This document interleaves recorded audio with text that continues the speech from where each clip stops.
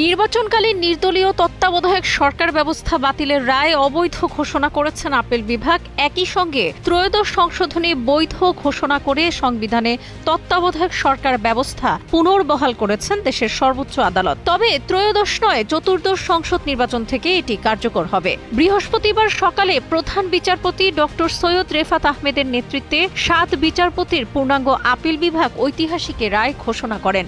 এ রায়ের মাধ্যমে সংবিধানে স্বয়ংক্রিয়ভাবে তত্ত্বাবধায়ক সরকার ব্যবস্থা ফিরলেও আসন্ন ত্রয়োদশ জাতীয় সরকার নির্বাচন অনুষ্ঠিত হবে অন্তর্বর্তী সরকারের অধীনে। চতুর্দশ জাতীয় সংসদ নির্বাচন থেকে তত্ত্বাবধায়ক সরকার ব্যবস্থা কার্যকর হবে বলে রায়ে বলা হয়েছে। প্রধান বিচারপতি সহ আপিল বিভাগের 7 বিচারপতি সর্বসম্মতিক্রমে রায় দিয়েছেন। এর আগে গত 11 নভেম্বর নির্বাচনকালীন তত্ত্বাবধায়ক সরকার ব্যবস্থা ফেরাতে আপিলের শুনানি শেষ হয়। এ বিষয়ে রায় ঘোষণার জন্য 20 নভেম্বর দিন ধার্য করা হয়। টানা 10 দিন শুনানি শেষে দেশের সর্বোচ্চ আদালত ঐতিহাসিক মামলার রায়ের দিন ঠিক করেন।